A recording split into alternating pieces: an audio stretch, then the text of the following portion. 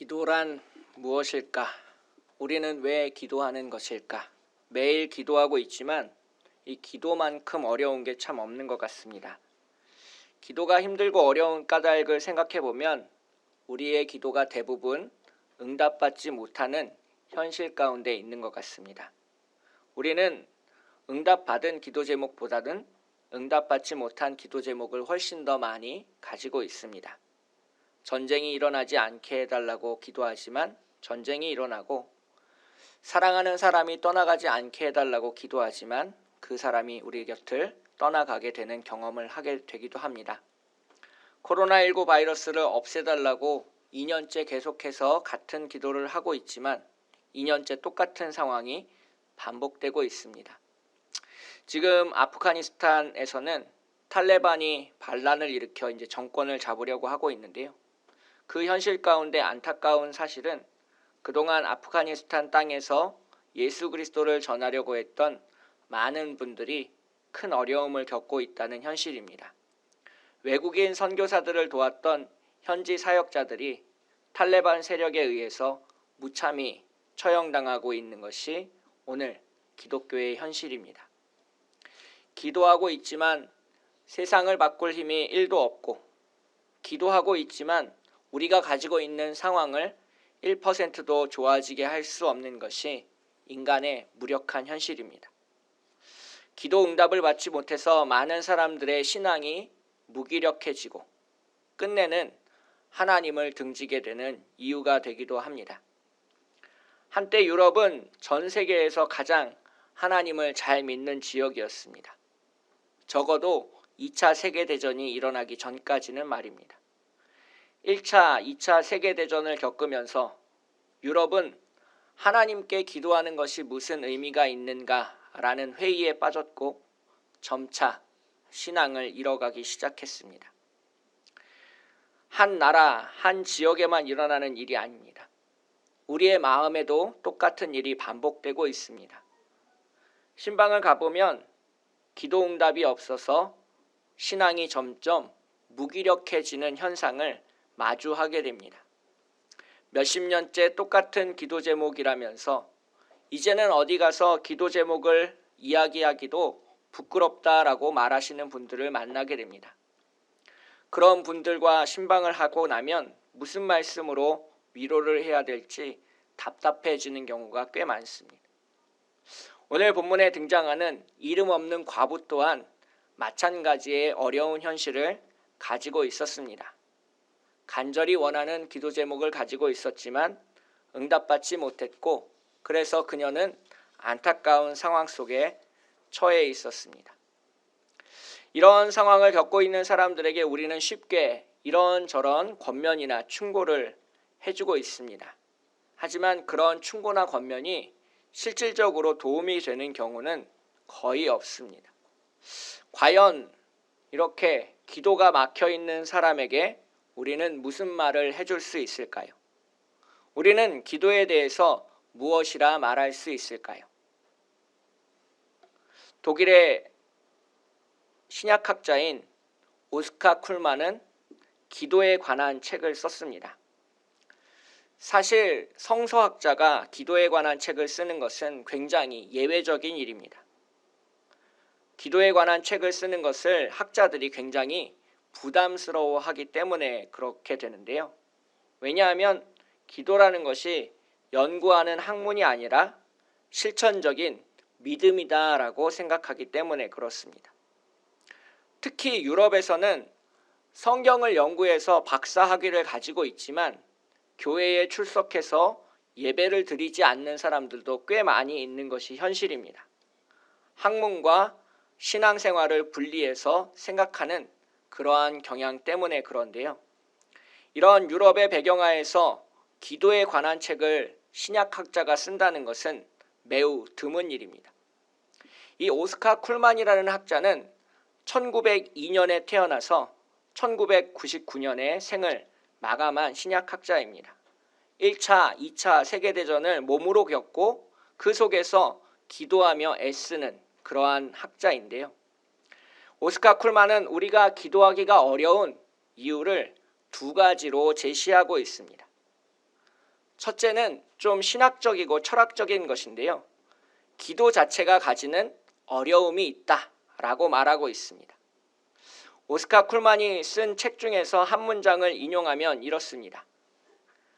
하나님이 침묵하시는 경험, 하나님이 숨으심 때문에 올바로 기도한 수많은 사람이 종종 기도 무용론이라는 절망적인 결론에 이른다.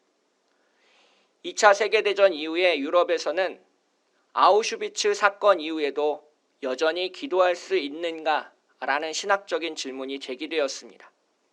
과연 우리가 하나님의 선하심을 믿는 것이 가능한가라는 질문이 제기되었고 많은 종교학자들이 그것을 의문시하였습니다. 그래서 하나님께 기도하는 것이 불가능하고 어렵다라고 도달해 있는 것이 그때 당시 유럽의 현실이었습니다. 물론 이러한 철학적인 신학적인 어려움이 해결된다고 해서 저절로 기도가 되는 것은 아닙니다. 두 번째 문제가 남아 있습니다. 오스카 쿨만은 이것을 인간의 부족함 때문에 나타나는 어려움이다 라고 말하고 있습니다. 우리는 대부분 정해진 시간을 놓고 기도하고 있습니다. 새벽 기도를 드리시는 분도 있고 금요 심야 기도회를 드리시는 분들도 있고 식사 전에 기도하거나 혹은 아침에 일어나서 잠들기 전에 기도하는 습관을 가지고 있습니다. 정해진 시간을 놓고 기도하고 그것을 지키는 것은 매우 중요한 일이지만 성경에서 말하고 있는 외식에 빠질 위험이 있다는 것을 우리가 잊어서는 안 되겠습니다. 오스카 쿨만은 기도에서 나타나는 이 두 번째 어려움에 관해서 이렇게 말하고 있습니다. 기도는 마땅히 하나님과의 대화여야 한다. 그런데 거기에 하나님과의 대화가 있는가? 우리가 마음으로 참여해서 해야 할 일을 순전히 습관으로 만든다면 그것은 우리의 부족함 때문이 아닌지 따져보아야 한다라고 이야기하고 있습니다. 즉 하나님과 더 친밀하게 교제하고 싶어서 시간을 정해놓고 기도하는 것이 어느새 습관이 되고 하나님과의 대화하는 것은 잊어버리고 정해진 시간을 준수하는 것에만 넘어서서 외식함으로 나타나는 그러한 우리의 부족함이 없는 것은 아닌지 스스로 되돌아보라라고 쿨만은 말하고 있습니다. 오늘 본문 속에 등장하고 있는 이름 없는 과부는 기도 자체가 가지고 있는 두 가지 어려움을 다 이겨낸 사람입니다. 그녀는 기도가 쓸모없다라고 생각하지 않았습니다. 그리고 다른 사람들처럼 습관적으로 외식함으로 기도하지도 않았습니다. 이름 없는 여인은 어떻게 이렇게 기도할 수 있었을까? 오늘 본문 속에서 한 여성을 통해 드러나는 기도에 관한 자세를 세 가지로 정리해보고자 합니다. 첫째, 믿음이 있어야 합니다. 기도에 관한 응답이 반드시 찾아온다라는 믿음이 필요합니다. 오늘 본문 7절에서 예수님은 하나님께서 그 밤낮 부르짖는 택하신 자들의 원한을 풀어주지 아니하시겠느냐, 그들에게 오래 참으시겠느냐라고 말씀하셨습니다. 오랫동안 부르짖고 기도하는데도 침묵하시는 하나님으로 인해서 기도 응답은 없을 것이다 라고 생각하며 의뢰 기도하는 사람들이 그때 당시에도 있었다는 얘기입니다. 예수님은 그런 사람들에게 분명히 못 박으며 말씀하셨습니다. 오래 걸리지 않을 것이다. 여기서 택하신 자들은 하나님께서 선택하셔서 부름받은 사람을 의미합니다. 택하신 자들은 부름을 받고 세상으로부터 하나님께로 나아간 사람들입니다. 세상으로부터 구별되어졌기 때문에 그들은 많은 어려움을 겪고 있었습니다. 예수님을 믿는다는 이유 하나만으로 알 수 없는 고통을 견디며 그들은 기도했습니다. 그들은 세상과 타협하거나 불의에 저항해서 총칼을 들고 싸우지 않았습니다. 택하신 자들은 기도했습니다. 하나님께서 그들을 위하여 일하실 것임을 확신하고 기도했습니다. 오늘 본문 마지막 8절에 인자가 올 때에 세상에서 믿음을 보겠느냐 하시니라 라고 예수님께서 말씀하신 까닭도 마찬가지입니다.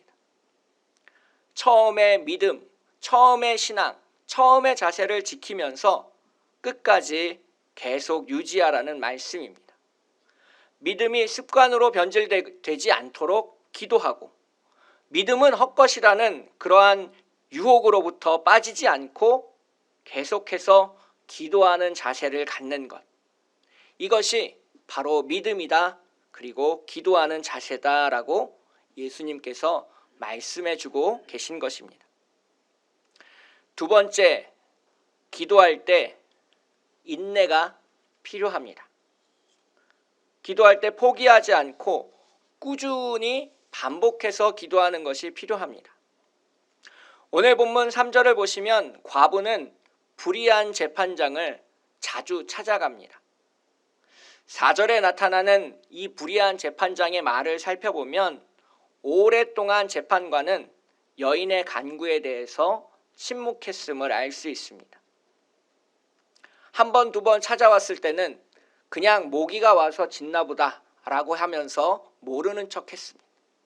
3번, 4번, 5번, 6번이 넘어가기 시작하자 이제 재판장은 그녀에게 관심을 갖기 시작했고, 조금 있다가 지치면 안 찾아오겠지 하는 마음을 가지고 응답하지 않았습니다. 그것이 더 반복되어서 10번, 20번이 넘어가자 이제 재판관은 여인에게 관심을 갖게 되었고 그녀의 기도에 응답하려는 마음을 먹게 되는 것입니다. 기도 응답이 없는 상황, 아무런 반응이 없는 상황, 하나님께서 침묵하시는 그러한 상황에도 그녀는 계속해서 같은 일을 반복했습니다. 재판장을 찾아가 똑같은 기도 제목을 말했습니다. 나의 원한을 풀어주십시오. 포기하지 않고 중단 없이 여인이 기도했다라는 것을 알 수 있는 대목입니다. 즉, 그녀는 기도 응답이 언젠가는 있을 것이다라는 믿음을 저버리지 않았습니다. 그리고 그것이 언제 찾아올지는 모르지만 그것이 찾아올 때까지 인내했습니다. 여기에서 중요한 것은 기도하는 사람에게 반드시 인내가 필요하다는 것입니다. 사도 바울은 데살로니가 전서 5장에서 쉬지 말고 기도하라라고 했습니다. 오늘 본문에서 예수님 또한 우리가 항상 기도하고 낙심하지 말아야 된다라고 말씀하고 계십니다. 여기서 항상 쉬지 말고라는 단어를 우리는 하루도 빠짐없이 기도하라는 뜻으로 해석하곤 합니다. 물리적으로 연속적인 기도를 말하는 것이다 라고 많은 사람들이 생각하고 있는데요. 오늘 본문을 주석하고 있는 사람들은 항상 동일한 기도의 자세를 갖춰야 된다라고 말하고 있습니다. 매일 기도하지만 어느 때 기분 좋을 때는 진심으로 기도하고 기분이 별로 안 좋을 때는 습관적으로 드리는 기도가 아니라 기도의 응답이 없는 상황에서도 포기하지 않고 같은 마음과 같은 자세로 꾸준히 기도하는 것이 필요하다라는 뜻입니다. 우리는 이것을 가리켜 항상성이라 부릅니다. 기도는 항상 동일한 상태를 유지해야 된다라는 것을 의미하고 있습니다. 이 항상성이라는 것은 늘 같은 상태를 유지하는 것을 말하는데요. 예를 들면 방 안의 온도를 24도로 맞춰야 되는 상황에서 항상성이라는 것은 주변의 온도의 변화에 상관없이 24도를 유지하는 것을 말하고 있습니다. 영하 20도의 맹추위에서도 영상 39도를 넘는 찜통 더위 속에서도 똑같은 온도를 유지하기 위해서는 엄청난 인내와 노력이 필요하다는 것을 우리는 알 수 있습니다. 추울 때는 보일러를 떼서 온도를 올려야 되고 더울 때는 에어컨디셔너를 틀어서 온도를 낮추려는 노력을 해야 됩니다. 오스카 쿨만은 우리가 이러한 항상성, 기도의 동일한 자세를 유지하고 인내하면서 꾸준히 기도하기 위해서 필요한 것이 있다라고 말합니다. 그것은 바로 용기입니다. 기도를 꾸준히 하면서 큰 위기에 빠졌을 때 정해진 시간을 놓고 기도하는 것은 우리에게 큰 도움이 됩니다. 그러나 그렇게 꾸준히 기도하기 위해서 우리에게 필요한 것은, 인내하면서 기도하기 위해서 필요한 것은 용기다라고 쿨만은 말하고 있습니다. 정말 힘들고 어려운 상황 속에서 기도하기 어렵다라는 것을 스스로 인정하고 한 번쯤 기도할 용기가 없었다라는 사실을 자기 자신이 인정하면서 용기를 달라라고 기도하는 것. 기도하려는 사람의 시도를 철저히 무력화시키고 심지어 기도자 자체를 무너뜨려 버리는 그러한 절망적인 상황에 맞서는 용기.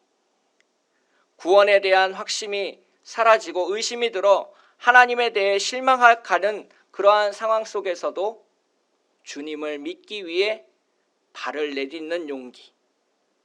바로 인내하며 꾸준히 계속해서 기도하는 사람에게 용기가 필요한 까닭입니다. 마지막으로 세 번째는 기도에 순복하려는 자세입니다. 오늘 본문 3절에서 여인은 내 원수에 대한 나의 원한을 풀어달라라고 기도하고 있습니다.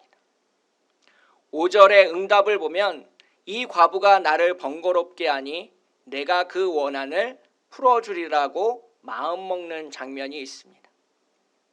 오늘 본문에서 생략된 것이 있는데요. 그것은 어떻게 재판관이 여인의 간구에 응답했는가 하는 부분입니다. 과연 불의한 재판장이 여인이 원하는 방식 그대로 그 뜻을 이루어 주었을까 하는 질문이 남아 있습니다.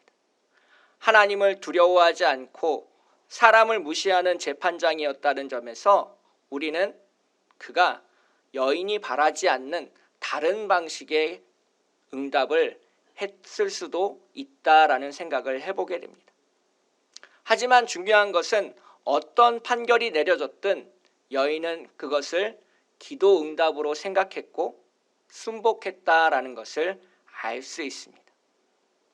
이것은 우리가 가지고 있는 기도 응답의 경험과도 관련되어 있습니다.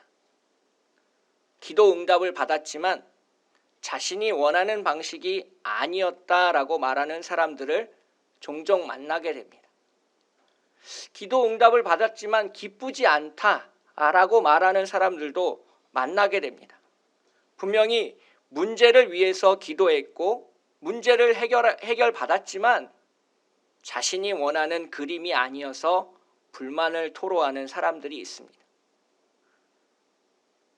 기도하면서 자신이 원하는 방식대로 하나님이 움직여 주시기를 바라는 것은 신학적으로 매우 위험한 생각입니다. 하나님은 절대 우리의 꼭두가시가 되실 수는 없는 분입니다. 기도라는 줄을 매달고 우리가 하나님을 마음대로 조정해서 내 마음대로 하려는 생각을 가장 먼저 버려야 됩니다. 하나님은 우리의 하나님이십니다. 하나님은 우리를 초월해 계시고 하늘에 계신 아버지이십니다. 아버지를 자기 마음대로 조종해 보겠다고 하는 아들의 순진하고 이기적인 생각에 동의할 아버지는 세상 어디에도 없습니다. 아들은 아버지의 뜻에 따라야 하고 종은 주님의 말씀에 순복해야 합니다. 그것이 어떤 모양이 되었든지 상관없이 기도 응답이라고 생각되면 그대로 움직여야 됩니다. 불의한 재판장이 어떤 판결을 내렸는지는 우리는 알 수 없습니다. 하지만 이름 없는 과부가 원하는 방식이 아니었을 가능성은 충분합니다.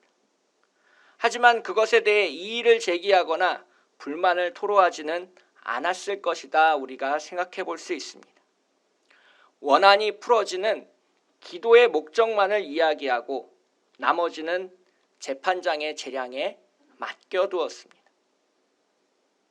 우리도 우리가 원하는 진짜 기도의 목적을 주님께 말씀드리고 어떻게 일하실지, 어느 때 일하실지, 누구를 통하여 일하실지는 나머지는 전부 우리의 주님이신, 우리의 재판장이신 하나님께 맡겨야 된다는 겁니다.